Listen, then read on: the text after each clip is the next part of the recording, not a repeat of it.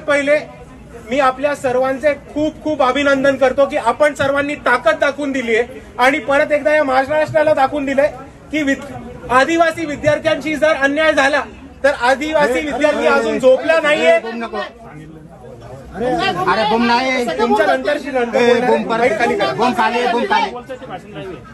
मी इथे आदिवासी विद्यार्थ्यांनी एवढंच सांगतो की आपण सर्वांनी परत एकदा दाखवून ठेवलंय की जर सरकारने आदिवासी विद्यार्थ्यांचा फंड चोरायचा प्रयत्न केला, त्यांच्या मागण्या दाबायचा प्रयत्न केला किंवा त्यांच्या हक्क जे आहेत ते त्यांच्यापासून हिणून घ्यायचा प्रयत्न केला तर आजही इकडचा आदिवासी विद्यार्थी जागा आहे, तो आंदोलन करू शकतो आणि सरकारला जाब विचारू शकतो. आज आपण या आंदोलनाच्या माध्यमातून दाखवून दिले, त्याबद्दल आपल्या सर्वांचे खूप खूप धन्यवाद करतो.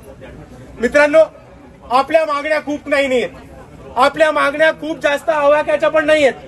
आपल्या सोप्या मागण्या होत्या.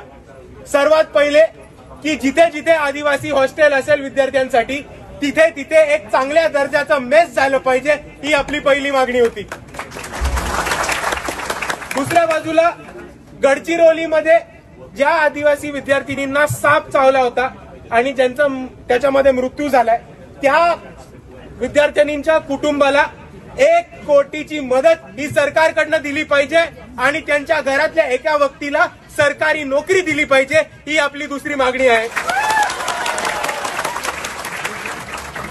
तिसरी मागणी आहे की आदिवासी कोट्यामध्ये आदिवासींचं सर्टिफिकेट वापरून जे भामटे घुसखोर शिरलेत त्यांचा सर्टिफिकेट रद्द करा आणि आदिवासींचं आरक्षण आणि आदिवासी विद्यार्थ्यांचं आरक्षण हे फक्त ओरिजिनल आदिवासींना मिळालं पाहिजे, डुप्लिकेट कोणीही नकोय.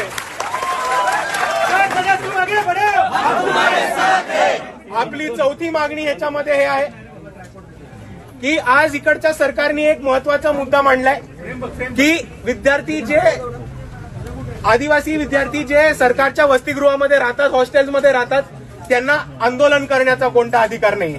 सर्वात पहिले जे सरकार म्हणतं की यांना अधिकार करण्याचा कोणताही अधिकार नाहीये त्या सरकारचा आम्ही धिक्कार करतो आणि त्यांना हेच सांगून ठेवतो की आज इकडे मुख्यमंत्र्यांना आमची बाजू मांडायला लागते, मुख्यमंत्र्यांना आमच्याबद्दल बोलायला लागतंय, उईके मंत्री जे आहेत त्यांना मुख्यमंत्र्यांना आपला इश्यू घेऊन जायला लागतोय, कारण आज विद्यार्थ्यांनी आंदोलनाची भूमिका घेतलेली आहे. आणि आपण दिल्लीमध्ये दाखवलंय, नेपाळमध्ये दाखवलंय, झारखंडमध्ये दाखवलंय की जेव्हा इकडचा विद्यार्थी आंदोलनावरती उठतो तेव्हा सरकारला त्यांच्याशी बसायला लागतं, बोलायला लागतं आणि आपल्या मागण्या ऐकायला लागतात. म्हणून जेव्हा सरकार सांगतं की कोणत्याही वसतिगृहातला राहणारा विद्यार्थी आंदोलन करणार नाही, आपण त्या सरकारचा GR उडून लावू आणि आपण इकडेच आंदोलन करू. आणि आपली ही शेवटची मागणी आहे की जिथे जिथे वसतिगृह आहेत तिथे तिथे सगळ्या चांगल्या फॅसिलिटीज उपलब्ध झाल्या पाहिजेत. असे कितीतरी आदिवासी विद्यार्थी वसतिगृह आहेत, हॉस्टेल्स आहेत जिथे बेसिक साफसफाई होत नाही, जिकडे चांगला खायचा दर्जा मिळत नाही, जिकडे स्वतः एक मेस उपलब्ध नाहीये किंवा जिकडे आदिवासी विद्यार्थ्यांना जमिनीवरती झोपायला लागतं, साधी बेड, कॉट किंवा चांगले टॉयलेट बाथरूमची सुद्धा सोय करून देत नाहीत.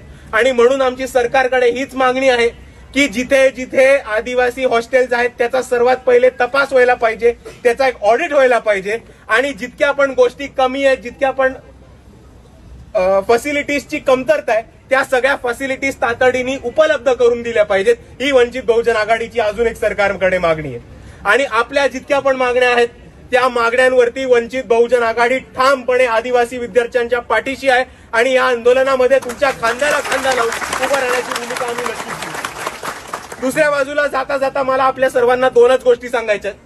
सर्वात पहिली गोष्ट की मागच्या वर्षी वंचित बहुजन आघाडीने एक आदिवासी आयुक्तालय नाशिकमध्ये जे मुख्य आयुक्तालय तिकडे एक आंदोलन केलं होतं आणि त्याच्यामध्ये आमचं एकच म्हणणं होतं की या वर्षी होणाऱ्या नाशिक मधल्या कुंभमेळ्यासाठी आणि दुसऱ्या बाजूला सरकारने चालू केलेल्या लाडक्या बहिणीसाठी खूप मोठ्या प्रमाणावरती SC आणि STचा फंड हा फिरवला जातो.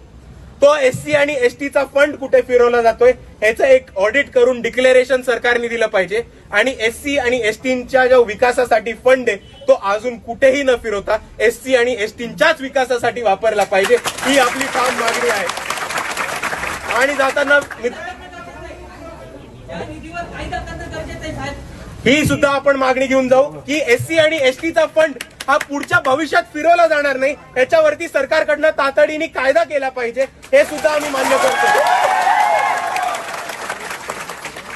आणि शेवटचं आमचं आपल्या सर्वांना एवढंच म्हणणं आहे की आत्ताच एक 15-20 मिनिटापूर्वी काही एक बातमी आली होती की सगळे आदिवासी आमदार मिळून मंत्री उईके यांना घेऊन देवेंद्र फडणवीसांच्या मागणीसाठी गेले होते, त्यांना भेट घेतली आणि त्यांनी ते मंजूर केले. पण मित्रांनो, त्यांनी मंजूर केलंय हे शाब्दिक येणं म्हणजे चॉकलेट आहे. जोपर्यंत GR येत नाही आणि जोपर्यंत कॅबिनेटमध्ये ठराव मंजूर होत नाही तोपर्यंत आपण या आंदोलनावरनं मागे हटायचं नाही म्हणजे नाही. आणि आपल्या या आंदोलनामध्ये वंचित बहुजन आघाडी आपल्या सोबत आहे. तुम्ही कधी कोणती अडचण आली तर हाक द्या. माझ्या सकट सर्व वंचित बहुजन आघाडीचे कार्यकर्ते आपल्या मदतीसाठी नेहमी हजर राहतील. एवढंच म्हणून मी माझे 2 शब्द थांबवतो. जय भीम, जय संविधान.